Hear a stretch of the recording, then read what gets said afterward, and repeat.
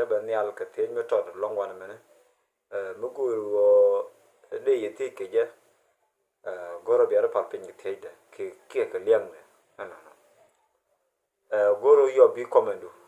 ye gar fe wana mona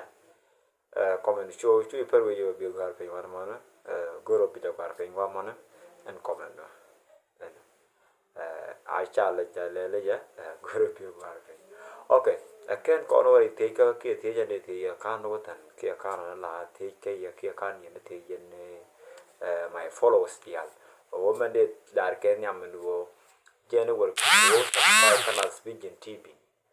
ko nas vision tv jen channel an ko kon dial man ko nyin kon dial tan goro goten ken yam bi subscribe link te me ko wor ka ko wor mo wor kana nas vision tv teja jana teja wo ramering reng kana ramu kwa support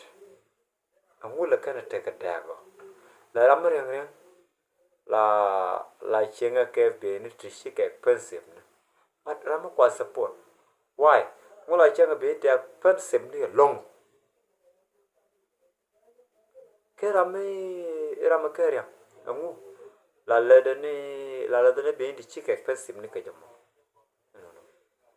ramen kuile support long yen be te leni be ni ka wala ba ngu ko be ba comment section no ngu la to ko no karame ngu